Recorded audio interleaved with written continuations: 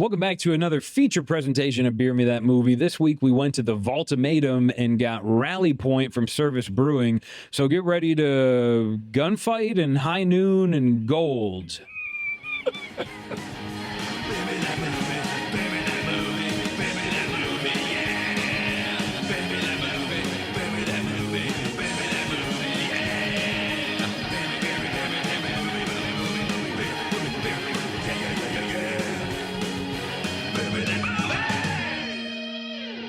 Welcome back to another feature film at Beer Me That Movie. We went into the vault. We looked for a beer that inspired us from Fast Five number 7. This one's called Rally Point. Hopefully it's lucky. Yeah. So every other week at Beer Me That Movie, we're making a feature film. In between, we're looking at the beers you check in on Untapped, and we're coming up with ideas.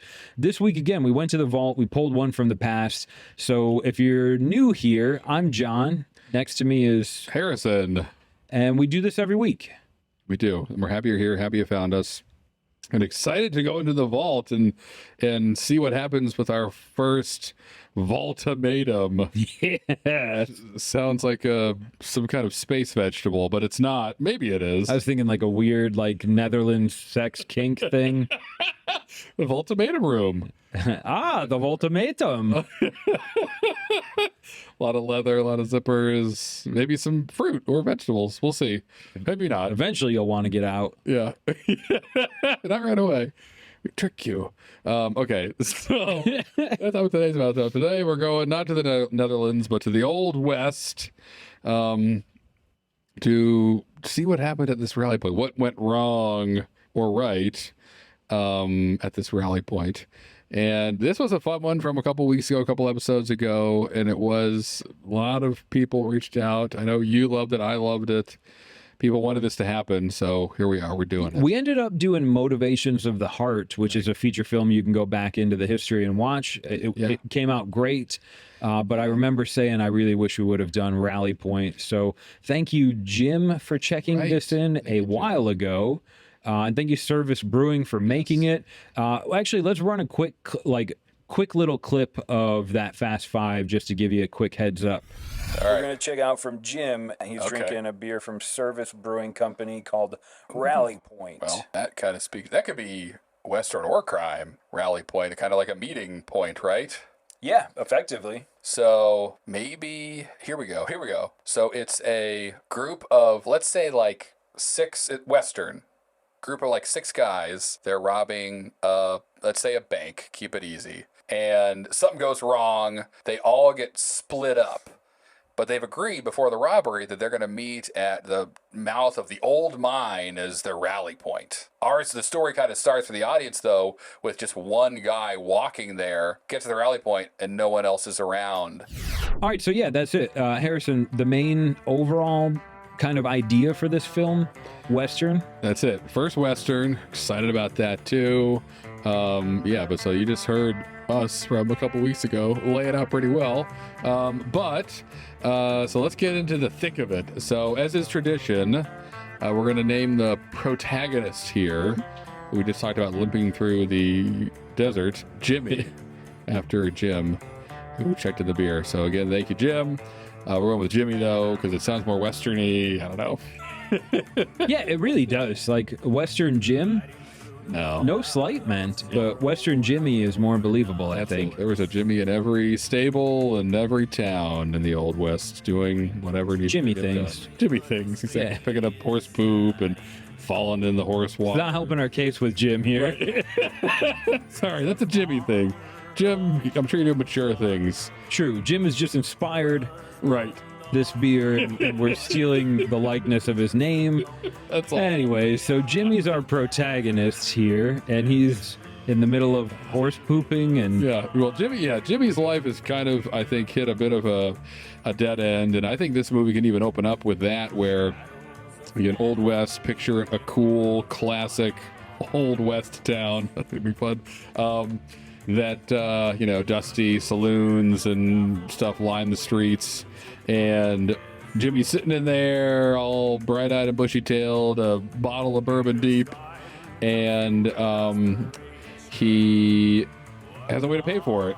get a little sloppy, gets chucked out of this saloon because he can't pay. Lucky he just got thrown out and didn't get shot, beat up, or sent to the back to clean up all the horse poop, which True. could have all happened. Guys, I can work this out. Right, I'm really good at picking up poop.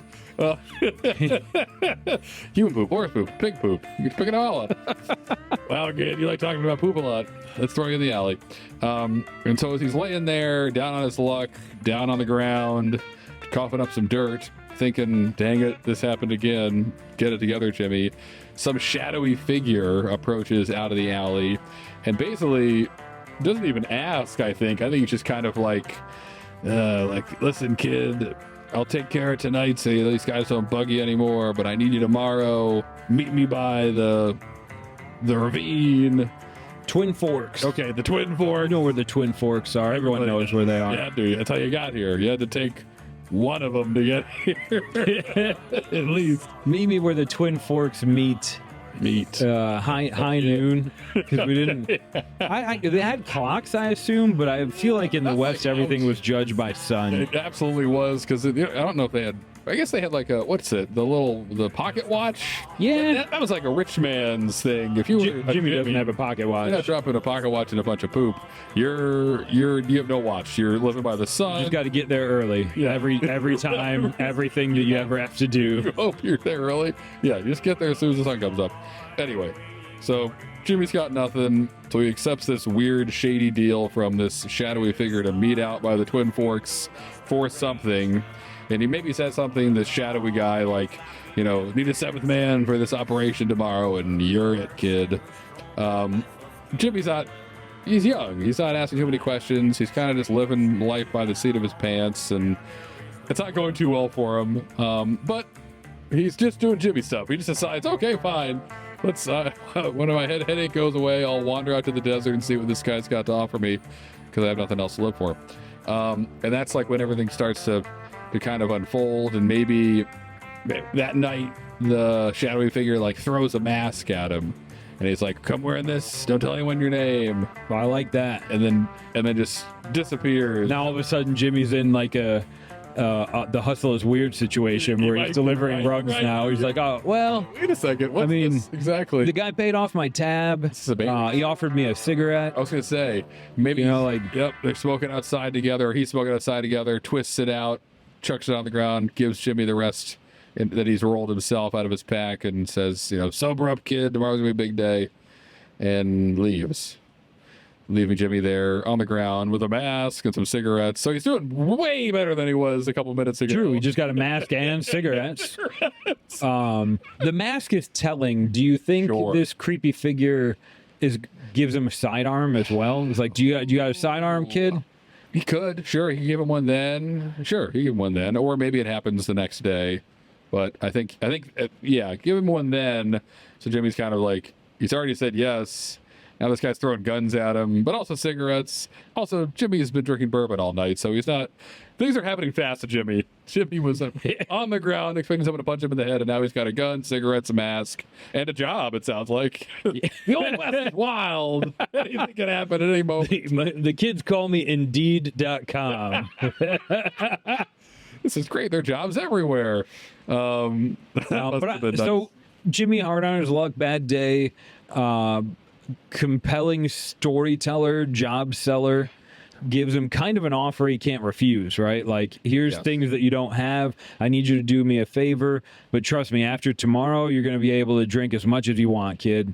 So, right. A little, maybe even like taken advantage of, but Jimmy's in a bad situation. Yeah. He doesn't have to say yes, but he really needs some money. He needs to. I think without money in the West, you're as good as dead. And also, it's the West. I'm sure, like, this is how, I'm sure, we're just making this up right now, but it's believable to me that, like, this happens a lot, and people just hire hands to do stuff. Dig ditches, dig in a mine, round up horses, herd sheep, like... Okay, you gave him a gun and a mask, so maybe it's not hurting sheep. But maybe sheep hate guys that look Irish that wear this. But maybe Jimmy's had a couple other weird propositions for jobs in the past, and he's still alive. So I like this. But it turns out he's definitely going to jump in way over his head. So if we zip to the next day, to the Twin Forks. Jimmy like walks out there. He's kind of stumbling around, smells horrible because I assume everybody did, but he was drinking all night, sleeping outside, kind of struggling to tie his mask on as he stumbles towards the Twin Forks, and right away sees like 6 other guys in masks on horses, none of them stumbling around, none of them looking like they're hungover and clueless. And Jimmy tries to like right away kind of, oh yeah, I know what I'm doing here too. I walk fast. That's right. I'm good at whatever we're doing. I'm great at it. Just trying to exude some confidence, even though all he's exuding is fumes of bourbon and moonshine. And the world kind of starts coming a little bit into focus. Other people are, he's kind of noticing things about the people that are with him. Like they're, first of all, like kind of loading guns, making they look like they've ridden horses a lot. They kind of are much older than him, or at least older by a bit, even though they all have masks on. He can't really tell what he really hopes for, but like maybe he notices like one guy has a limp, one guy is smoking a cigar, someone else had a Spanish accent. There's like characteristics I like this poking out, and then a great visual moment for the movie too, like Jimmy just kind of keying in on the guy who has had a cigar the whole time we've been here. He's loading his gun with the cigar in his hand. Of course, 100%. I feel like they all would, but we'll just have it be one guy this time. What's the guy with the Spanish accent sound like? Oh, no. It's like a Spanish guy. Yeah, I can't. All I have in my head is Zorro, but I can't do a Zorro voice. So you imagine Antonio Banderas. ¿Dónde está la baño? La baño! That's a great Puss in Boots. Maybe someone else has like no teeth and kind of stinks, and Jimmy notices him right away, and he kind of stands out a little bit. Everyone else is put together. This guy seems like he's maybe worse off than Jimmy. Some dude is fancily dressed. Just a cast of characters here. And then maybe one of the guys approaches him who kind of has a white beard, a little bit older. Everyone's looking at him, maybe talking to him. Clearly the leader, as they're all on these horses, kind of at the Twin Forks, maybe behind like a field of boulders, some kind of cover. They're hiding from something, it appears, or at least laying in wait. And there's an extra horse for Jimmy, who I don't remember if the guy asked him if he rode horses or not, but he probably assumed Jimmy was that guy that needs to borrow your horse sometimes. Classic Jimmy. Yeah, so always borrowing people's horses and never returning them. And that's a good opportunity for him to reveal a little bit. Like, he's probably not going to paint a clear picture, but he's like, look, I'm glad you showed up, kid. We needed a 7th. Right. There's going to be a stagecoach. And maybe he's like, we needed a rabbit. And everyone chuckles. And Jimmy's like, okay, what's a rabbit? Yes. I'll be the rabbit. Right. Yeah, exactly. Yeah, you will, kid. Exactly. And so Jimmy's almost like the bait. Like, they're going to send Jimmy out first to startle the horses in this stagecoach that's coming by, to slow him down a little bit, which is a risky job, because if you get a stagecoach driver with a serious cargo and an itchy trigger finger, that rabbit may be stew. He may be sliced into Swiss I believe that's where the term riding shotgun comes from. Okay. Yeah. I think you're right. So, if not, we'll put it up above our heads right now. Yeah. Or not. We're right. John's right. Google it if you have time, or don't. So let me have this one. Okay, so Jimmy's gonna be the rabbit, and we're gonna try to rob the stagecoach, and so we can jump right to that. If like the robbery is happening, they all shoot out the horses. Jimmy's out front, kind of terrified, right? Like bouncing up and down on this horse he doesn't know, trying to hold on for his dear life, screaming maybe a little bit. And like everyone's like, he's doing great. Those horses are gonna be spooked as hell. He's making tons of noise. Where'd you find this kid? Jimmy's crushing it. He's like, well, face down and a bunch of poop behind a bar. That sounds about right. The best rabbits usually are. So there's a little bit of rabbit lore happening amongst fellow thieves, and then they get up to the stagecoach, jump on it. There's a shootout. Things are happening. Cool cowboy. Cool. Oh, definitely. There's guy with 2 revolvers shooting things. Shotgun guy stands up on the stagecoach. Right. Takes him out. And let's talk about the leader, because obviously he's the one who knows all the stuff, knows what they're getting, where it is. What is he kind of doing? Because he probably stands out in this scene a little bit. Well, Jimmy's kind of holding on for dear life. This leader dude is locked in. And so I would imagine the way this is going is Jimmy goes out frighten the horses. Basically, his goal is to interfere with the stagecoach path. Maybe divert it a little bit.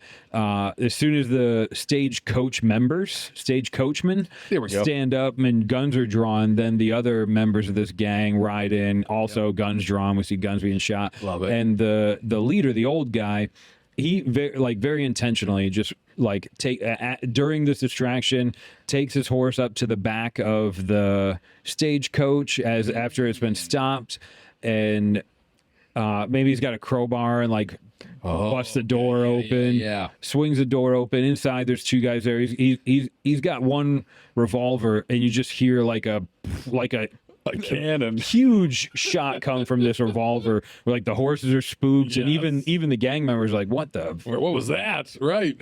All of a sudden, there's no guys guarding this stagecoach anymore. Just a gigantic blast, and so the old guy, he's like, all right, cargo secure. Help me load this up, and there's a chest in there that they're trying to grab. It's not very big. You could throw it on your horse and carry it. Perfect. You got to get it off the stagecoach, and then you hear one of the guys from up front. This is going to help move it along, I think. Good luck, Harrison. One of the guys from up front that got wounded, but he's not gone yet. And he just says, you guys are fools. Jasper Black's coming for you. Oh! And you hear some gunshots a couple 100 yards off and a horse galloping. Okay. So this spurs us into action. I don't know if I skipped anything that you wanted to no. but this is it. Let's get to Jasper Black. So I love this. So basically the stagecoach robbery is going as well as a stagecoach robbery could, but curveball, some bounty hunter, the legendary, the fabled Jasper Black was waiting, maybe got wind of this planned robbery, waiting just a couple 100 yards ahead of them to trap these guys, try to trap this gang of robbers and catch them in the act. And so Jasper Black jumps out, starts firing at all these guys, and chaos ensues. And so basically everyone splits up and freaks out. Jimmy's already freaking out, but all the other kind of gang members go their own separate ways. Now, obviously, the really important part, which we didn't say yet, but we said in the setup to Rally Point, it's that established rally point. Even if, because the leader knew, sometimes things go south. So if it does, or when it does, they can't chase 7 people. Right. Can't chase us all. Just split up. We'll come back the next day to the old mine. We'll meet there. That's our rally point. We'll split the earnings, and then we'll all go our separate ways and be done with it. So that was always the plan. So that's kind of where we are right now. Is this Jasper Black guy shows up? He can't chase 7 people at once, and maybe the gang members probably have an advantage. Jasper Black's a traveling bounty hunter. The gang members know the area, so they can kind of evade him quicker. Maybe they use kind of some natural elements to their advantage, one of them heads into high shrubbery and Jasper Black gets hung up. Yeah, and the guy with the Spanish accent. Yeah, he's our engineer.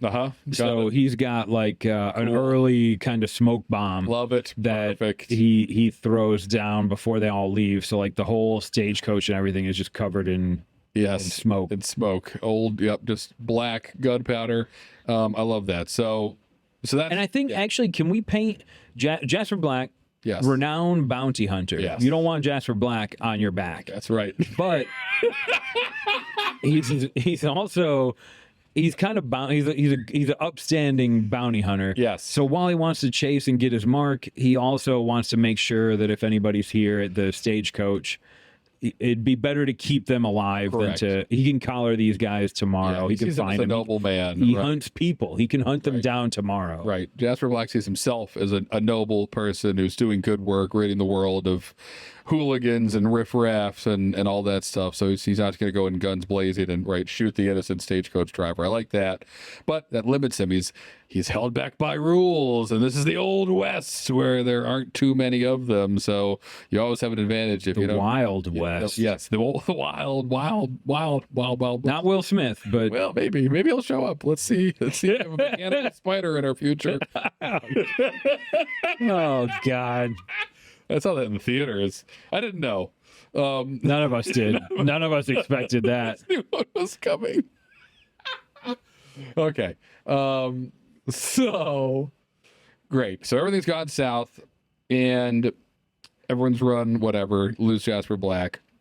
We jump forward a little bit, and it's that next morning, and we're on Jimmy, who's like beat up from the night before, super sore, probably like waddling towards the mine because he just rode a horse, for 100 miles after not really riding horses a lot and didn't do it well and was hungover. And it's tough riding a horse. It feels great. It's not an enjoyable thing. He probably just had a rug under him. Like, right, this is not, these guys weren't well funded. They just kind of stole some horses, stole stuff from a stagecoach. Yep. Just literally flying by the seat of their pants. So this is why we see our protagonist, even in the movie, this might be the opening shot where he's like limping towards this mine, and then we go back and we see what led to it, which is what we just explained. Yeah. So we see Jasper kind of embattled, hobbling towards this rally point. Again, when are we meeting? Right. While it's not dark. Right. So, he rides his horse till he feels like no one's going to be able to chase him, camps out that night, and then makes tracks towards the meetup, the rally point. Yes, the rally point. And so when he finally sees the rally point, okay, obviously there's no fire lit. We wouldn't want to give away our position. Gets closer.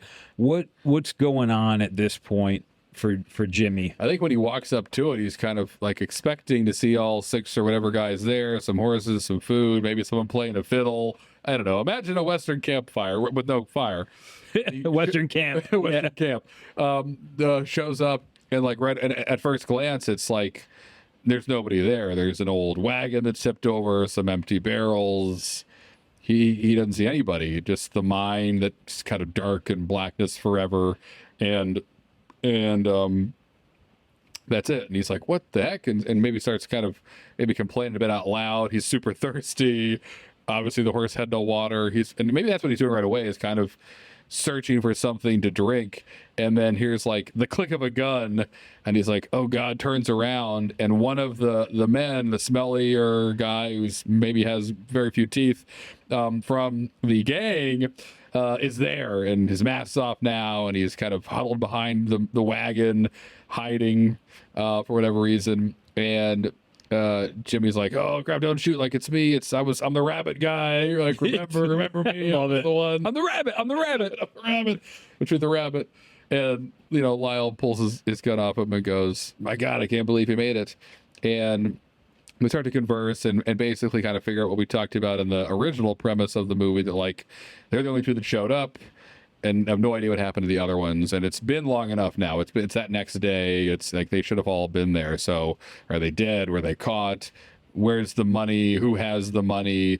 All these questions are kind of flying around, and there are no answers. So they kind of have to decide, like, what do we do next? Do we just kind of cut our losses and we're mine people now? We live here off the nothing that's in the mine. That's not really an option. So they got to figure out what to do next. And Jimmy is like, I think maybe very quickly went from I have nothing to like, ooh, I'm a stagecoach robbery away from making something of myself and being part of something. Maybe he's a little excited, and that's all been taken away from him. So now he's one day what he went from the Old West is wild and not even the way you think. It's just a roller coaster of emotions, new jobs, old jobs. I'm a robber. I work for the sheriff. I scoop poop. It's all changing all the time. Maybe I can sell this horse for a gallon of whiskey. Right. Or a whole house. And a lady. You never know. So, and they probably have to land on because of that, because they both have nothing, and at least Jimmy has his teeth. It can't be the same for this other guy, this Lyle character. They are like, we got to go figure out what's going on. The nearest town is, over yonder. Beautiful. Let's eat. Is that the name of the town? Yeah, it's yonder. Let's go to or yonder. I love that. And that's the plan, to go there the next morning, I guess, because everything takes forever when you're walking. So True. Days go by. They don't have. Do they not have their horses anymore? I think Jimmy probably has his. Maybe Lyle lost his, or Lyle's ran away from him. Lyle Fair. also stinks. Okay, But he literally- remembered Lyle from the smell, Exactly right. Remember the smell immediately and the toothlessness. and so we don't have any money between the two of them. No. We got a pistol, Right. a mask, which hopefully got thrown away. Right. Devin. Jimmy might have like one cigarette left, which might not Right. barter for a bath for Lyle. Right. To save them both from. But we're gonna head in. The thought then is we're gonna go. Let's go to town and just kind of look under some rocks and see if maybe we can find Yep. If some anyone other knows members of the anything, gang. it'll be who beyond. got the money? Do you remember who got the money? Yeah, the old guy got. He's the one that walked away with the. As I saw it, was the smoke bomb went off, and there was chaos and shooting. I don't even know if he made it. I don't know if anybody made it. They're both just in the dark. When we go to town, we just got to make sure that Jasper Black doesn't find us. Right. He didn't get a good shot of us. We had masks on, but they're probably a little timid of Jasper. But I think Yes. that's if I were in Jimmy's shoes, I would want. Worth a squeeze. I gotta find. Give me my money. I rabbited. The rabbit needs to get paid. I need my carrot. I was out there risking life and limb, and I can't sit down now ever again the same way. I'm owed some compensation for that. Yes. Oh my gosh, that's great. Okay, cool. So let's zoom or jump over to the next day. They make it to town. Probably have to kind of sneak in a little bit because I don't know. I feel like if a robbery happens in the Old West, like every adult male is a suspect. Like, Yeah. it's tough to just show up, be the new guy. Especially two new out of towner guys. One of them stinks. Right, exactly. Neither of them have any money, so I guess that goes well for them. Gosh, and they probably need something to like get because I imagine in my mind, again, we're just making up how the Old West actually worked based on the movies we've already watched. But like probably the bar, the saloon, what have you, is maybe the best place to start. That place is never empty. People are just drinking all the time. It's the old, there is no 5 o'clock somewhere. It's, are you awake? Time for a drink. It's the Old West. Yeah. And it's probably a small enough town where the tavern, you might have like a grocer and a barber shop and brothel. like maybe a bank, maybe a brothel, maybe the madam just runs right out of the tavern. Yeah. It's like a tavern, brothel, flop house, all in the same place. under one roof. That's all you need. The Walmart of taverns. Oh, that's a heck of a business model. Walmart should get on that. Jimmy tries to speak with the madam, of course, because he's young, and he quickly realizes that he doesn't have anything that she needs. No game. Right. It smells like poop in the dirt in the desert and not drinking water for 3 days. But they probably run into town, start drinking out of the trough the horses drink out of, gather themselves, sneak into some bar, right, talk to a madam. But basically, I think their soft plan, and again, like, these aren't Einsteins. They're just trying to, not get shot, not get caught, and don't really have much of a plan. But if there was one, it would be just kind of get to the local bar, local saloon, and just kind of listen in. That's where all the gossip in the town's going to be, if not there at the church. But they probably can't walk in there right now in their state. So let's go to the bar where everybody's welcome, and let's figure out what we can learn here. And maybe they do start to hear some stuff, just eavesdropping, trying not to stand out, even though they both smell to high heaven. Trying to stand out and learn about whatever they can. And they start to pick up some stuff probably from people talking about, like, the stagecoach, the robbery. Oh my gosh, the sheriff said this and that. What do you think? I don't know. What am I forgetting? Yeah, I like that. So I feel like I don't know why my brain works like this, but I need them to have a drink. If I go to a bar, I can't just sit there. You can't ask for a water. No, because I don't think free water exists here. So people really drink. I feel like there's a quick maybe conversation between the barkeep and Jimmy's like, look, we just got to town. We got robbed.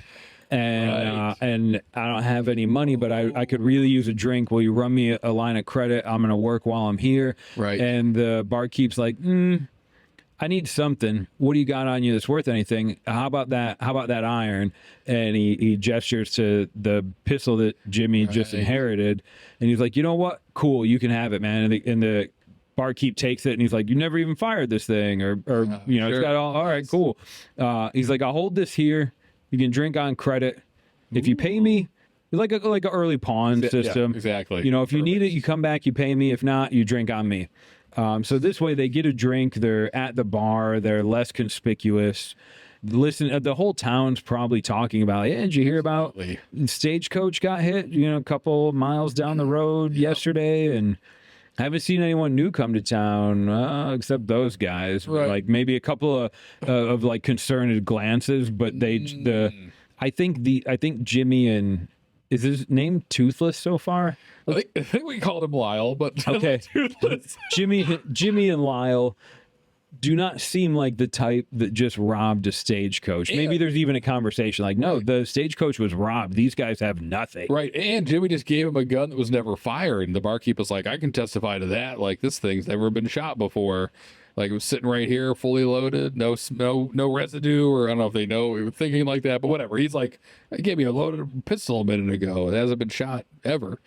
So the man that calms the maybe the suspicious, but like enough reasonable doubt where they're like, all right, you know, but no one's probably coming up to them and like welcoming them to town. Right. The tavern at this point is still just kind of full of gossip about, but it doesn't, they're not getting a hit on like, oh, this one guy came that had a Spanish accent to the bar. Like they're not hearing what they want to be hearing. Right. Trying to find the rest of the gang, or at least someone who knows what happened and where the money is. And maybe at like this point, like as the scuttlebutt's happening, the gossip's growing, where people are coming into the bar because church is over now, and that's, you just go from church to the bar on Sunday or every day. And then Church every day, bar every day. Wild great. West. Wild West. The music will be fun for this one. And perhaps like, right, it's Jimmy and Lyle are listening into things. They hear like kind of the heavy stepping and some spurs clinging together as someone walks into the bar, that maybe some voices quiet a little bit, and a larger booming voice. Nice. It kind of cuts through a lot of the gossip that immediately makes Jimmy's hair on the back of his neck stand up. And it's the local sheriff who's smoking a cigarette and kind of just like, you know, like, now, I know you're all excited about the events of last night, but you know me, we've known each other for a year now. Like, this stuff won't fly in our town. It's only a matter of time. But I'm on it. Your sheriff's on it. And maybe a few people applaud, and you know, the piano player picks up the tune or whatever. I forgot about the piano player. And the mood changes a little bit. Not quite drinks on me, but I'm here to quell my people. Right. We don't need to riot people shooting their neighbors because they think they're robbers. Let's calm this down a bit. And I think someone would probably say like, oh, these guys just got into town. They're drinking on credit right now. Right. Which it gives a sheriff a chance to walk up and, you know, hey, when initially I thought it was Jasper Black that walked into the bar, so I was scared of worry. But the sheriff, cool. Yeah. Hey, I'm sheriff here. You know, welcome to town. What brings you guys to town? He's like, oh, Jimmy speaks up. He's like, we were traveling together to visit my sister who lives out in Missouri, but we got robbed. Yes. They took everything from us, so we just stopped in here. I'm looking for work and to try and earn a few bucks so we can take a bath and be on our way. I heard about the robbery. Terrible things. Yep. So a quick little, and I think that's enough for the sheriff to say, you know, it's enough of us. Maybe the sheriff will question, like, where's your sister live in Missouri? Oh, outside of St. Louis. Perfect. Okay. Maybe had he said like St. Louis, there would have been some red flags, but but he knew he passes the sheriff's initial snuff test. Right. And also, these guys don't have like gold coins falling out of their pockets. Like, clearly they looks like they didn't rob anything. They've just been robbed themselves, and they certainly smell like it. Could have been the same guys. Right. Exactly right. I heard one had a Spanish accent. Right. Anybody heard anyone else speaking Spanish nearby? Right. Jimmy's still fishing for some hints and also trying to throw everybody off their trail. And it seems to be working. Sheriff walks away with maybe a little smile, smoking a cigarette. And maybe Jimmy still is kind of like irked out by the whole situation, trying to play it calm. Kind of got chills, and the sheriff started speaking and notices the way that he twists a cigarette, and then as he walks out, kind of throws it and steps on it and twists his foot as he steps on it and kicks it to the side. And as that's happening, Jimmy sees this like through the barn doors, the saloon doors as they're swinging, sees the sheriff put the cigarette out, and has a flashback to 2 nights before when he's in the alley and that shadowy figure approached him and put his cigarette out the same way before he handed Jimmy the rest of his. And so that's not enough to prove anything, but Jimmy's kind of like, what the heck? And like grabs Lyle, who's like, chugging the fifth of bourbon. You're never getting your gun back. Right, super thirsty. And so decides that, I mean, again, no one's drinking water. It's just dangerous to drink water. You should be drinking bourbon if you're thirsty back in the Old West. But yeah, so Lyle's a little preoccupied and now a little drunk, and not much help in the moment. But we'll listen to whatever Jimmy says, because Lyle's just kind of happy to not be dead. So I love that tie-in, like the way the sheriff dispenses his cigarette is maybe enough to get Jimmy Jimmy's suspicious enough, grasping at nothing, not even straws, and then he sees that and he thinks like, man, I was so chase that down. I was so drunk that night, but he gets that, like your intuition, which sometimes you should follow. It's just a pattern. He noticed the same thing he saw before. His brain couldn't ignore it. Guy did the same thing that shadowy alley character did. So boom, Lyle, finish up your drink. Bring that. I want to go check on the sheriff. Check on the sheriff. We don't have open containers. I can just bring this with me. Exactly right. Everyone's hammered. It's 9 a.m. already. Of course, we're all drunk. And so, man, the West is great. It's exhausting. I wonder why people died at 38. I'm going to take my first nap of many today. Yes. And yeah, so Lyle's like, what the heck? He's drunk, but also like a little worried about trying to spy on the sheriff. And it could be a simple enough scene of like, maybe the sheriff's doing his rounds around town, looking in on different businesses. So he's not in the sheriff's office. So that gives Lyle and Jimmy enough time to kind of sneak over there. It's early enough. Not if the whole town's, if anyone's awake, they're at the bar or church. So not a lot of people on the street. Let's just say it's a Sunday. And sneak behind like the sheriff's office and find a way into the sheriff's room. And Jimmy doesn't even know what he's looking for, but he's kind of telling Lyle like, all right, you look out. And Lyle's right, he got some free nuts from the bar too, and he's drinking and he's eating, drinking, nuts are falling. Hard time with the nuts. Yeah. But he's again starving. Like, this is when you feast kind of time to be alive. You have no money and no prospects. If someone hands you a bunch of food, you don't have the teeth. I'll find a way. Right? Swallowing these walnuts whole. That's a shell, Lyle. You should probably crack that with your foot or fiber. Moves right through me. I've had these big ones before. So yes, that's where we are right now. I see Jimmy kind of climbing into the sheriff's office, and again, he doesn't even really know what he's looking for, but he's hoping to like maybe find the chest or find that's good. Or a sign that says I also rob people. A journal, right? But I like diary. Look, if this was the guy. Right. Then he was the guy that got the chest from the stagecoach. 100%. And it's probably in his office somewhere safe. If I could just get like 5 minutes in there, screw it. Find it. I'll try it. Steal it and get out of here tonight. If he catches me, I'll just say I was looking for bounty wanted, right? So I could see the bathroom. I just wanted to see the face of the people that robbed the stagecoach. Right. Maybe I could catch them and you'd pay me money. Right. I'll play dumb. There we go. It worked once so far. Right. Playing dumb has worked Jimmy's entire life. He'd be CEO in today's world. I love this. And okay, so here's what could happen next, and help me fill in these gaps. But like, he's looking around, there's no chest in the office, there's no sign that says I robbed stagecoaches, there's no diary that admits to it. None of these things are happening. But maybe he notices like some like paintings on the wall, and they're kind of have a fine layer of dust behind them, except for one of like a woman in a field much cleaner. And he's like, he notices that for whatever reason. We've already established he's pretty insightful. Like, he got the Spanish accent, he got the fancy dresser. Yes. You know, like picking up on stuff. He's got street smarts, which they just called dirt road smarts. you got dirt road brains. Dusty trail wisdom. But he's right. He survived long enough on almost nothing.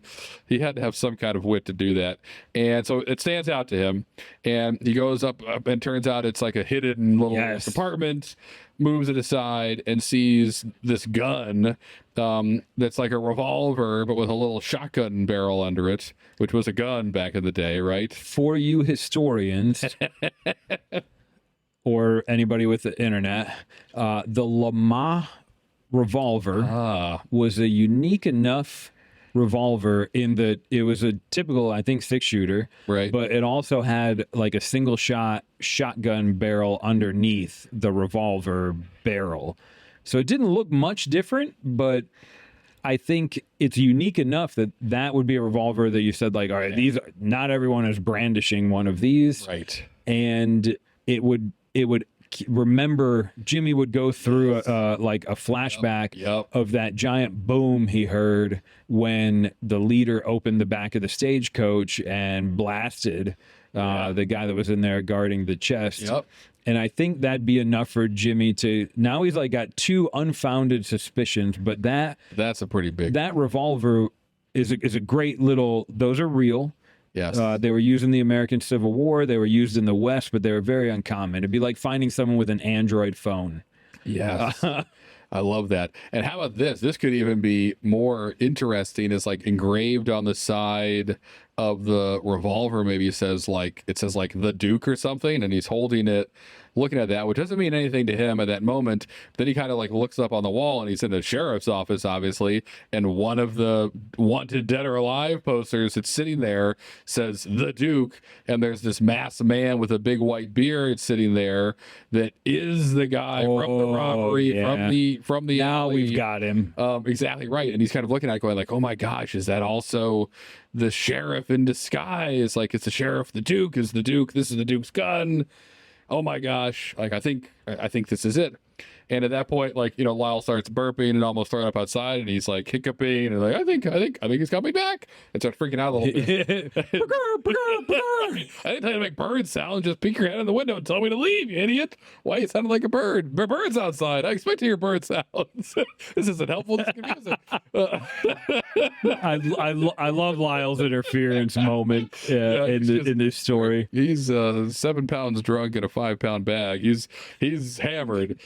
Just stumbling around outside, nuts falling out of his mouth. Lyle's got a lot to look forward to, I hope. So he's now Jimmy. So Jimmy found the revolver, which implicates the sheriff. Yes. Then he saw the wanted poster for the Duke tied to the revolver, and Jimmy now is pretty sure, I found the guy who hired me. Yes. Damn it, he's the sheriff. Yes.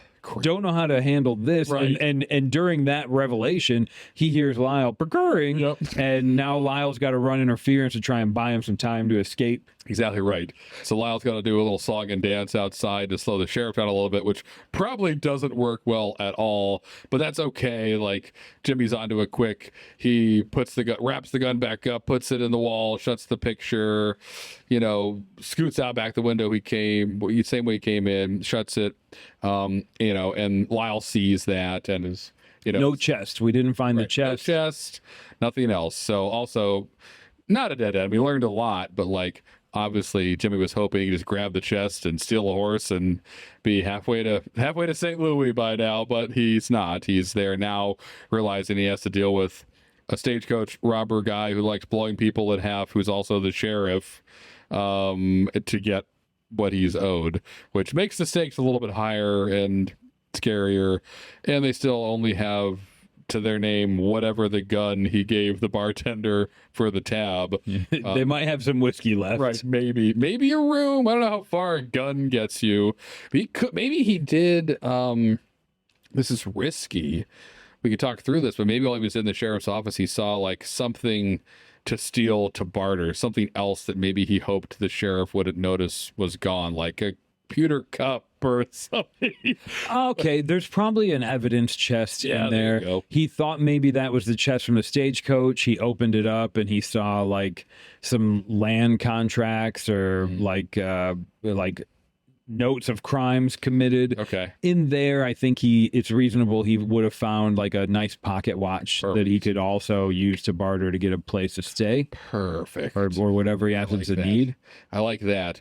And so he sneaks out and has the watch, and so now they've just bought themselves more time. Damn, Jimmy, you're going down a dark path, man. You are. Well, it's robbing from the sheriff, but the sheriff is bad. So yeah, sheriff's bad. So I guess we're okay. Never mind, Jimmy. You're on the up. You're good. Not in a good place. But right, what do you do? Tell the sheriff that you robbed someone and you're owed money, and he arrests you. Yeah, right. Now all of a sudden you're done. Yeah, Jimmy doesn't see a way out of this yet. I think his goal though still is to just like find that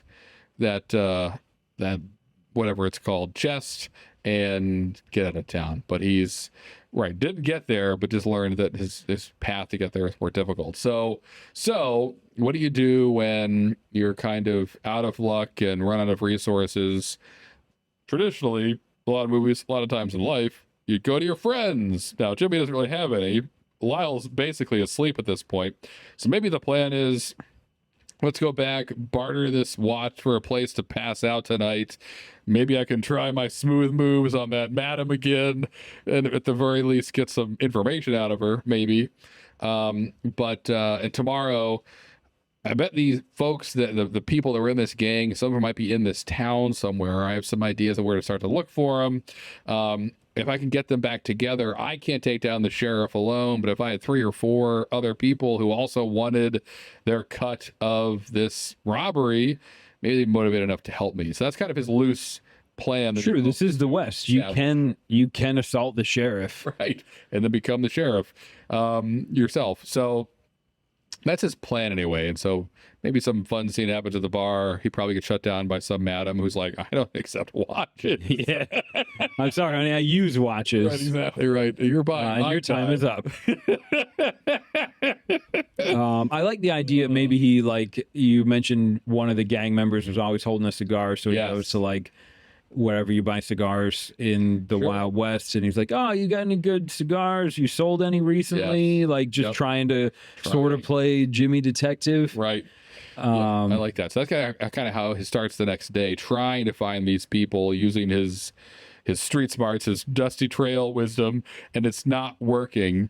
But he gets maybe kind of like, it's not really a break, but he finds out where they all are when, what's his name? Jasper Black. Oh, you better not forget Jasper Black. Jasper Black. You'll never know. Jasper Black Attack. Attack. That doesn't sound good either. You know, he's got a lot of cool catchphrases. He's a bounty hunter. But so he's trying to find, again, Jimmy's trying to find the gang. He's failing. Learns as he sees Jasper Black ride into town, and immediately is like, oh crap, like that bounty hunter guy. I hope he doesn't recognize me. I'm glad I'm not wearing a mask right now. And with him, kind of tied up behind Jasper Black's horse, are 4 or 5 guys that Jimmy immediately realizes, like, that's the guy with the Spanish accent. That guy with the fancy clothes are now very dirty because he's been dragged behind a horse. Ay, Dios mío. Yep, that's him. Perfect. The guy with the limp has now 2 limbs because he's been dragged by a horse. Yeah. Cigar smoke guy is there. Still with a cigar. Right, exactly. It's kind of smushed, but it's still lit. And he's like, oh my gosh, like that's those. There they are. Those are the gang members. Friggin' Jasper Black beat me to him. What the heck do I do now? And so he maybe like sneaks behind in an alley or inconspicuously sits on a bench and is listening to Jasper pull up to the sheriff's office, and it's kind of his plan. Jasper's plan is like, gonna turn these guys in. They're definitely part of the stagecoach robbery. That's not why I'm here. I'm here to find the Duke. And he like holds up the wanted poster, and maybe he's talking to the sheriff, who comes out like, Jasper, what's all the commotion? Oh, an honor to have you in our town, Jasper Black. I've heard a lot about bounty hunter as fabled as you, bringing me 5. Right. 5 math. Yes, that's good. That's fine. Yeah. 4. We could do 4. I'm trying to think of just math. 4 1, 2, plus 3, Jimmy plus 4, Lyle plus 4, the sheriff 4, who was 4, in on it. 4. You're right. 4. Not that it matters, but I can't go on. Good job. I like that. Yeah. Whatever. I picked up this guy too. And so Jasper's trying to turn in these robbers, but again, he makes it very clear that he's here for the Duke, and maybe the sheriff's like, the Duke, yes, I think I've heard of him as well. And Jasper maybe turns his head a little bit and is like, heard of him? Like, I've been hunting this man for 5 years. Every town from here to the Mississippi. He's probably on your bounty wall. Right, exactly. Like, they've heard of the Duke. He's ruined countless lives. He's a terror. He needs to be stopped. So these men, go lock him up. But I'm here for the Duke, and I'm not leaving till I get him. And he's making a stand. He's making it very clear that he's invested in stopping the Duke. And Jimmy's watching all this and watching how the sheriff reacts. And maybe the sheriff, who's a pretty kind of boisterous, confident guy, is maybe shifting a bit in his boots and looking around, loosening his collar, subconsciously as Jasper's talking about all this stuff. I think the sheriff just clears his throat and it's like, well, you and me both. We'll find this Duke fella if you think he's the one behind this. And Jasper's like, I know he was. I looked him dead in the eye. That was the Duke. Never forget a face, even with a mask on it. I'm Jasper Black. My brain never cracks. I don't know how. Never forget a face. He's got horrible rhymes about himself. That's true. Maybe that's part of him. Yeah. His only weakness is he doesn't know how to promote. I'm Jasper Black, and I'll always get you.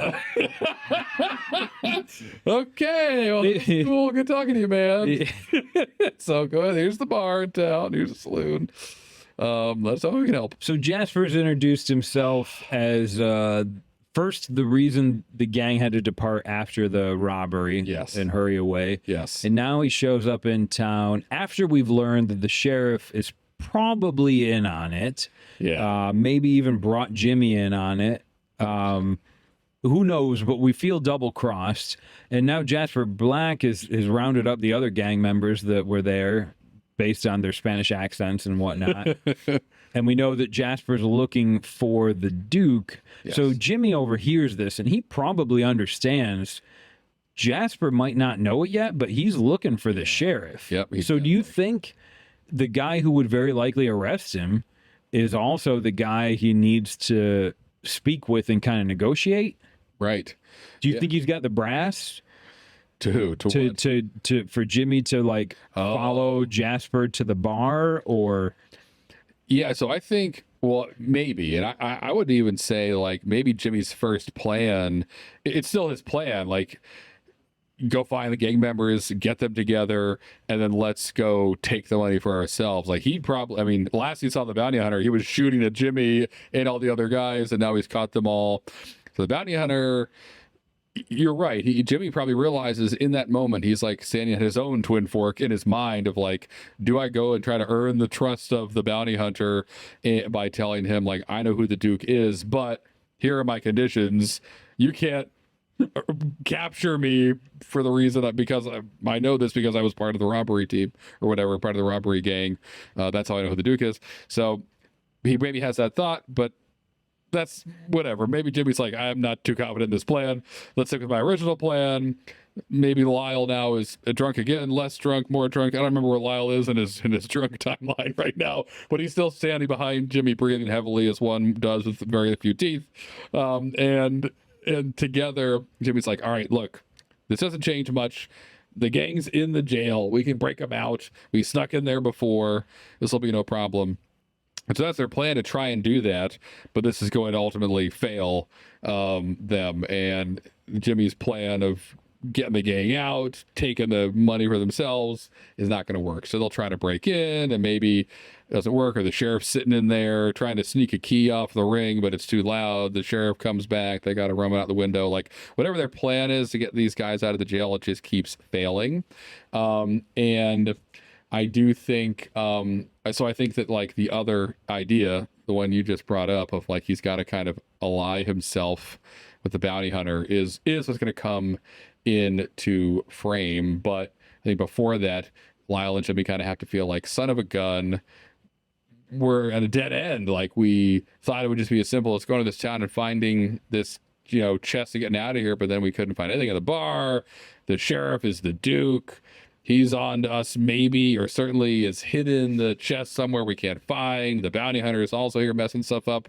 The gang's in jail. Like, I can't do this myself. Lyle's basically a corpse of a human. I don't know why he's part of the story, other than to absorb whatever money or barter Jimmy has to expend. Right. Maybe that's it. But I like this opportunity for there to be kind of like a reframe moment where in a moment of sort of sobriety, Jimmy and Lyle sit down and he's like, look, the way I see it, we got two options. We walk away from this and we go back to wherever we were before, which from the looks of it wasn't great for either of us. Right. Or, we can't get the gang out of jail and kill the sheriff and take over the town. We don't even know where the chest is. Right. We tried. He's got his eyes on him. There's no way we can get the gang out. So we either go back to where we were or we go to Jasper Black. The enemy of my enemy is my friend. That's it. Maybe he'll look past the fact that we were part of the gang if we can get him the collar. And Lyle's probably like, you don't know that the sheriff is the guy that hired us just because of the way he puts a cigarette out. Right. And Jimmy's like, well, what are you going to do? Yeah. You're going to go back to the way that you used to live? So in that little like kind of exposition, I think it's enough for you can paint a picture of why Jimmy and Lyle would finally get the resolve to go talk to another person hunting them. Right. Yeah. I think they kind of feel like they're out of resources and options and thinking power. And the sheriff, we haven't addressed this, but we turned the sheriff into a double cross. Yes.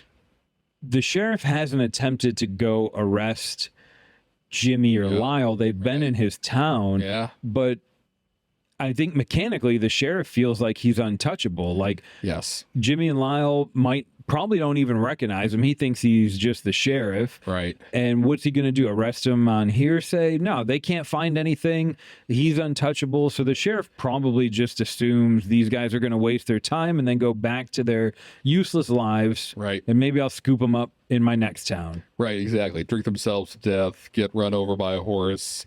Lyle's halfway there.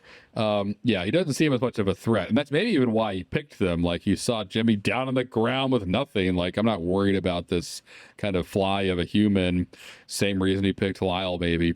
So he's absolutely undervalued them or whatever. He's not looking at them as anything at all. But again, they kind of, Lyle and Jimmy come to that conclusion of like, all right, we're at our wits' end.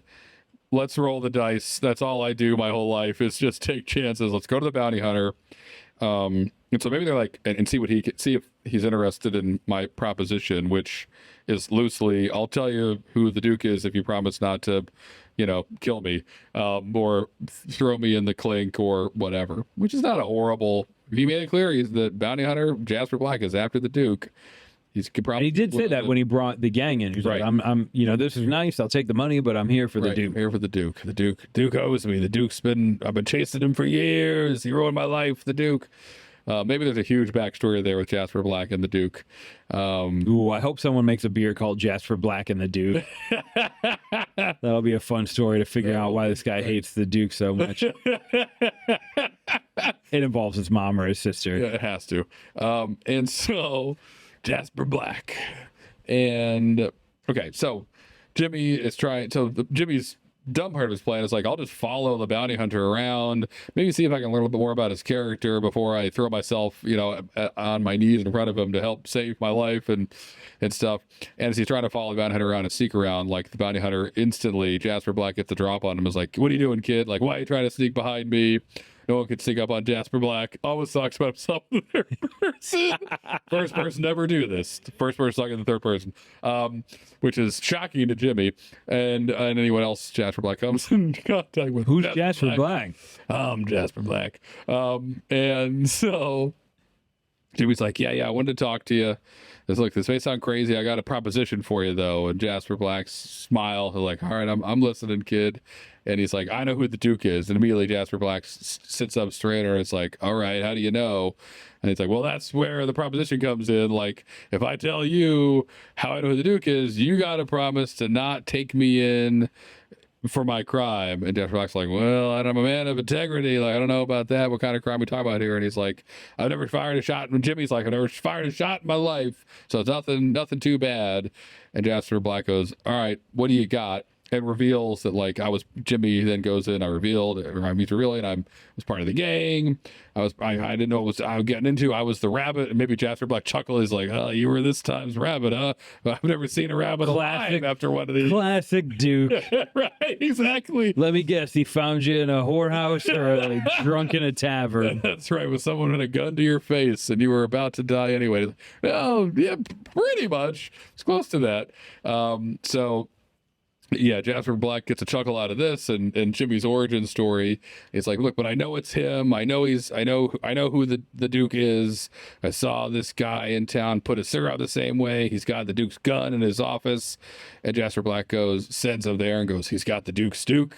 They go, yeah, that's weird that his gun's the same name as his name, but whatever. And then, because Jasper's like, you've seen it, you've seen the Duke, and clearly Jimmy's like, oh, I'm onto something here. I must be right. I must have discovered that the Duke and the sheriff are the same person. He's like, yes, I did. I saw it. And Jasper's like, where is that gun? And Jimmy's like, it's in the sheriff's office. And Jasper maybe gets mellow for a moment. It's like saying, like, evidence, like the sheriff's already caught the Duke, and he's like, no, the sheriff is the Duke. And that's Jimmy's ace in the hole. And Jasper's like, what? Impossible.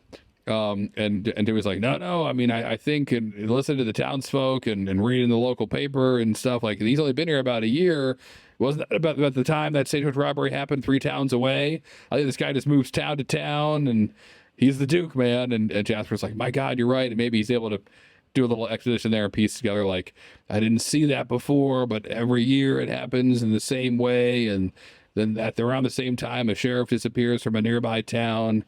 My God, it's the same person. 15 years ago, right, the Duke robbed a stagecoach carrying my wife there it is, and child. Dun, dun, dun. It was on its way to me, but the only thing that made it was a lame horse. And an empty coach full of blood, but empty of I was going to be a minor, kid. I was going to be a minor. And then that horse showed up, and I lost all my claims and my wife and my kid. And ever since then, I've been chasing this mother trucker, mother horser, chasing this Jasper Black heart attack. So through diplomacy, through communication, just shared goals here, Jimmy reveals what he's learned about the sheriff putting himself in danger. Absolutely. And Jasper Black acknowledges, hey, it was risky, it took some courage, kid, but I'm not interested in booking a rabbit. I'm going after the whole hog. The Duke. Yeah, he clarifies. The Duke. Right.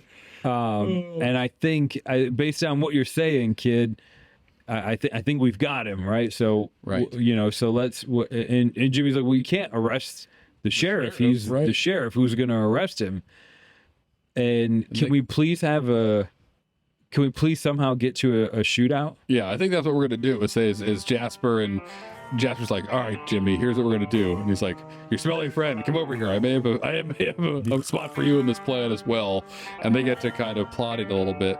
And it can even be like a jump cut to later that night, or let's have it be that night. And the sheriff's in the saloon singing with a bunch of atoms on his arm, and the piano player's playing the happy stuff, and Jasper Black walks in, the doors swing open, the piano player stops, everyone looks toward Jasper Black, looks at the sheriff, looks at Jasper Black, and they have a sweet monologue, I guess dialogue, since there are 2 of them.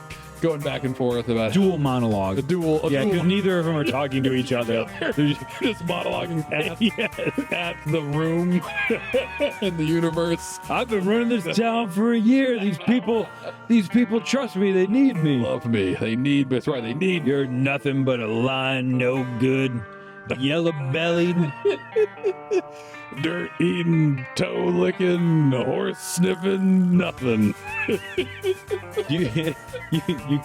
I want to almost turn into the guy from Game of Thrones where he's like, "You killed my wife, you killed her children." But no, we're not bringing Pedro into it. But I see that. I can see that. But so they have this dual monologue happening at each other that ends in a Jasper Black is integrity. Right. Jasper Black is Justice Black. That's right. Jasper Black never stops. Jasper Black is here in this room with all of you, looking at you now and breathing and looking at you. Everyone's like, what? Are you? He was Jasper Black. Jasper Black. Am I Jasper Black? And so, right, love this. And so, yeah, some silly thing happens or whatever, and it ends with them being like, the only way to solve this is the only way to solve anything in the old Wild West. Shoot out a duel. And so that's a draw. I challenge you to a draw. Throws the gauntlet down, which cannot be ignored. And so that's it. Everyone empties out into the street. True, that was the one rule in the Wild West. Right, that was had the to one be. It was like rule. triple dog dare. Yeah, triple. Someone challenges you to a duel. That's one right. of you's not going to make it home for dinner. You're dueling. There's no way out of it. See who's got the fastest guns. And so they line up Jasper Black and the Duke. And maybe he doesn't. I mean, it doesn't really matter if Jasper Black outs him as the Duke yet. Maybe he does, so that maybe the town can start to turn on him. But that's not really important, I don't think. Maybe it is, but and so. I mean, he probably called out. You killed my wife. You killed my kid. I've been hunting you forever. That's good. Well, the town's going to believe what they're going to believe That's now. right. Everyone's just ready for the shootout that's going to happen. Exactly. It doesn't really matter as much as this is going to be fun. There were no movies. There's nothing to do, folks. You drank till you died. Every once in a while, somebody shot. No one even has a couch because you don't sit down to do anything. That's right. You're just working, or you're in church, or you're in the bar, or anywhere you're. Barkeep's like, Grace, this is going to be a great night. I needed this. I've been getting paid in watches and guns. Maybe some money will come in now. Okay, so this is great. And so they're in the street. They're, whatever it is, 24 paces away from each other, whatever. That doesn't matter. And it's Jasper Black and it's the sheriff. Now, we know that the sheriff has the Duke, this gun. And who else knows about that? Does Jasper know about it too? Does Jimmy? So Jimmy knows that the gun is kind of special in that the Lamont rifle or revolver has a shotgun barrel in it. Jasper might only know the Duke is part of the lore of the Duke. The Duke revolver is part of the lore of the Duke, the person. Got it. So I don't think Jasper has to know that there's a shotgun barrel added on to that. Okay. All right. And I think atypical, like usually when I think of a Western shootout, it's like walk your paces, draw, instantly one person's dead and one person isn't. I think in this case, you've got Jasper. He's a little more wily. He's probably going to use cover and be a little more tactical. Yep. So this might not be a one-shot kill. No, exactly right. I think they're both experienced. They know that the first thing you do when you turn to draw is take a step to the right or the left. Yep.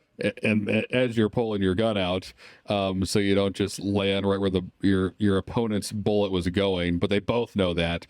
So it's the turn, draw, and it's probably a quick kind of 6 shots from both of them as they both kind of jump to the side. And I say they empty their revolvers at each other, and like no one's hit. Yes, I like the Duke goes to the right. Right. Jasper goes to the left. You hear, and then they see you, so they adjust, and they both just kind of dive in their respective directions, just like slamming the hammer back, and just you're not supposed to be able to shoot that fast with a revolver, but these guys are trained gunmen. Yep. Yeah, they're Westerns. So boom, and then you hear the click, click, click. Yep. Jasper though, Jasper Black is one, full of vengeance. Yes. 2, way cool name. 3, cool. bounty hunter. Yes. 4, Curveball. imposingly big. Like he's probably maybe almost a foot taller than the Agreed. dude. He's a huge man. He's a small giant. He's a mini giant. And it almost seems like when you're out of bullets, Jasper Black is a better gun than one extra round. Right. He's a man and a half of a man. So they Jasper Yeah. Black. Oh man. Okay, this is great. And so, all right. So what happens in a shootout where the shots are all fired or seem to be all fired? It becomes a fist fight. I guess kind of the rule at that point for this story. The rules are someone's got to die. Yeah, you might even hear Jasper like after the dive and the click and the dust settles and Jasper's like, to the death. And the Duke is like, there can only be one of us. That's Highlander sword, right? And so Jasper leaves his gun behind, props himself up, but almost like takes off like a 3-point stance and just starts charging straight towards the Duke. He's grinning. He's he sees the vengeance and the justice he's been chasing since his wife was taken from him 15 years ago by this fake sheriff stagecoach robber picking up kids that are bad on their luck and making them rabbit for him. Like he is just coming for all of that, and he's got it curled up into his fist as he's bearing down on this soon to be dead sheriff. Jasper's gonna crush him, pummel him. Right. But we remember, just as Jimmy remembers, and maybe we see the Duke, who we expected looking terrified. He's about to get hit by a lineman, essentially, who could play for the Steelers. And but he's not terrified. He's smirking a bit and still has his gun in his hand. And Jimmy kind of sees this, sees Jasper charging, and just kind of steps forward and just yells as the Duke lifts his gun up, like, one more shot. He has one more shot. And Jasper cocks his head up just the right second. As that happens, the Duke kind of is distracted by Jimmy to his left and pulls just off target, but still fires. And it flies into Jasper, who like it's a big shotgun round. Huge explosion blast, tons of smoke, gunpowder, which maybe disorients the Duke for a moment. And Jasper falls down, though, like, I don't know, 20 feet away from him, 15 feet away from him as he was charging. And the crowd lets out a big audible gasp. Oh, and Jimmy's like, oh no, Jasper. Right? Like, Jasper Black. Shit, I'm on the wrong side. I once again made a horrible decision. It's not another day of being Jimmy. But the town too is like, oh God, no. And Jasper Black's laying there. The sheriff / the Duke is starting to laugh and look at his smoking huge hand cannon of a gun and shaking his head, and looks over to Jimmy and maybe like loads another round in his chamber and goes, all right, I got a little more justice to dole out. We're having rabbit stew tonight for dinner. And like cocks it back at Jimmy. And at that moment, you just hear another loud shot ring out. And this time, the sheriff drops down to his knees at first and then drops to the floor as blood flies out of his head. And you realize, you look over and see that Jasper Black, laying down on the ground, holding his shoulder, was just winged by the shot. It's a huge shotgun ball, and has a derringer, a sidearm, something in his boot. That could be whatever it is. And because he's a bounty hunter. Every good gunfighter knows you can't have one. You can't fight clean. It's the Wild West, guys. It's the Wild West. There is no clean fighting. You fight to live, not to follow any rules. And even Jasper Black, who's a noble man, knows that he can't be noble if he's dead. So he's got to draw the line somewhere, prepare somewhere. And so the sheriff, the Duke, dead, Jimmy alive, Jasper Black also alive. The town cheers because, again, I like that they were all in the bar. They heard him basically admit, as Jasper accused the Duke of all these things, that he was robbed multiple stagecoaches, killed people he shouldn't have, was not the good sheriff they all thought. So the town's on Jasper's side. On Jimmy's side, the Duke is dead. Long live the nope. The Duke is just dead. See you later, Duke. And his reign ends. So there's probably a little bit of tying up for the town, but that's nothing more than like maybe some documents that Jasper has linking the Duke, their sheriff, to these horrible crimes or stagecoach robberies and murders that have happened in the past. And that's probably enough for the town to say, like, damn, actually, he was kind of a douchebag. He hardly ever sheriffed. He usually just drank and hung out with the brothel ladies. Right. So I guess thanks, Jasper. Thanks, Jasper, for that. And Jimmy and Lyle get a place to sleep for the night, probably comped because of the help that they did. It's not like they just saved themselves, but they saved the town from this corrupt sheriff. And maybe Lyle gets a bath from some of the madams, which everyone in the town is happy about except for the madams. But it's his first bath in years.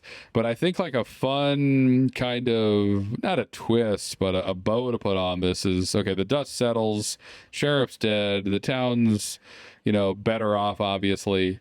And Jasper's like coming to terms with like a 15-year-long quest coming to an end. He's kind of at a moment where like, I became a bounty hunter to find the Duke, and yes, I captured 150 men along the way who also were up to no good, but like I started to go after the Duke. The Duke is done. I don't know what to do next. He's having maybe a little bit of a identity crisis. True. And let's not forget, the chest is still kind of in the wind, and so they need to find that, and it can be whatever. That'll be a fun thing. It's hidden maybe under the floor or behind another painting in the sheriff's office or somewhere. We find the chest, no problem.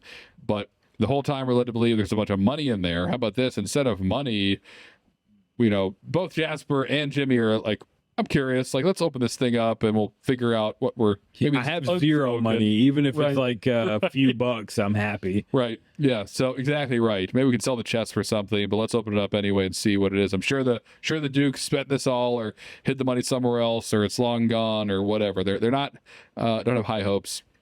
Open it up, and sure enough, not falling out with gold, it's a bunch of papers in there. And Jimmy kind of looks at him and goes, well... That sounds about right for me. That's my luck. Like, just a bunch of garbage inside this chest. Oh, goodness. And they start to kind of flip through them, and he's handing them to Jasper. They're trying to figure out what they're even looking at and come to the realization of, like, oh, my God, this isn't physical gold, but this is, like, land deeds or... Mine claims? Mine claims. There we go. To, like, a bunch of gold mines, on the other side of the valley that are filled with gold. And so... yes, Jimmy has fallen literally backwards, well, almost literally backwards into a gold mine, just by being a good guy and helping Jasper out, and we'll try and be a good guy. Being a Jimmy guy. Good. He never really agreed to do a stagecoach robbery. He just got pulled into it because he was in a bad circumstance. Conscripted. Never fired a shot. It's a conscripted rabbit.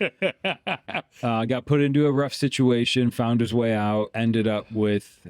I guess legal claims to mining rights. Yes, maybe that was why the Duke wanted to take him. They were like unclaimed mining rights, and they were going to someone who was going to claim them but hadn't yet, and now they're his. Yes, by old mining claim law.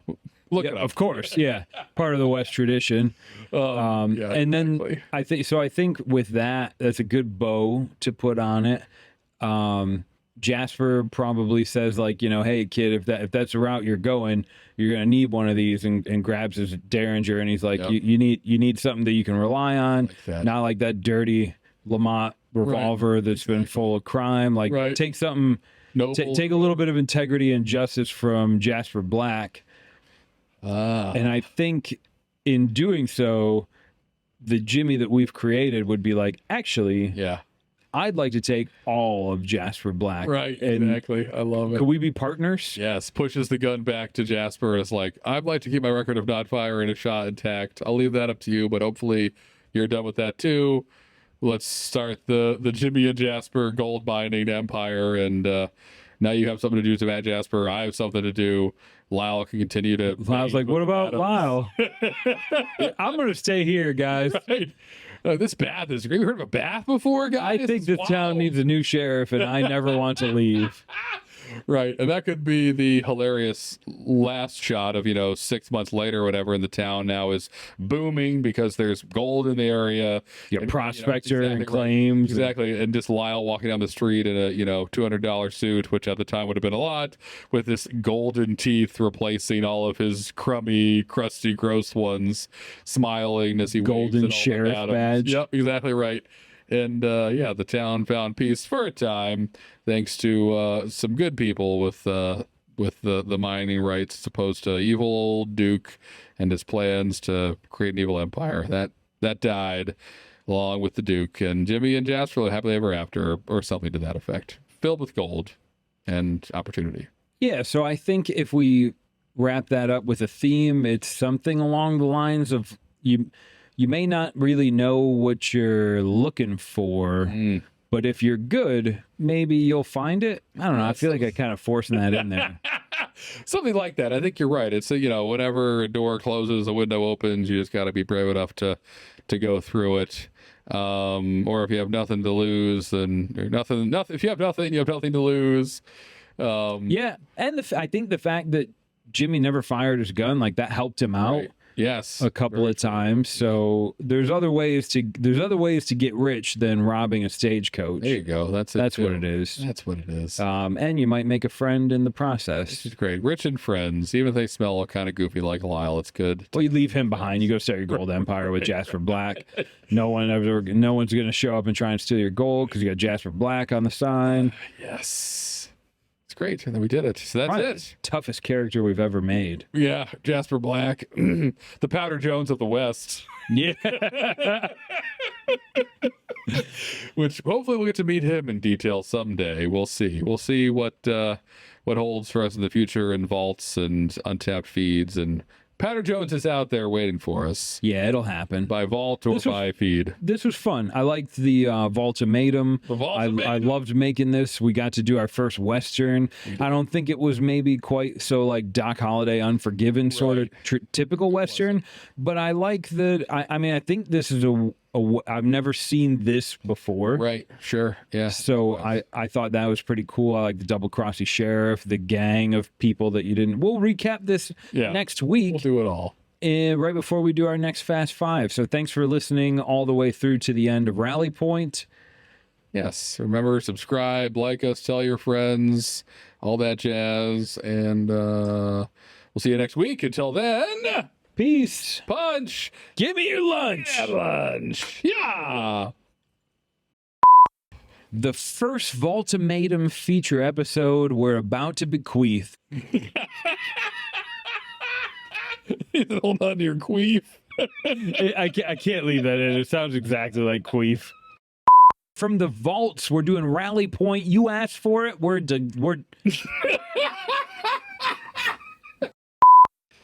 Pull out your 6-shooter and take off your pants. Pull off your 6. Rally Point from the Vaultimatum. Gabagool.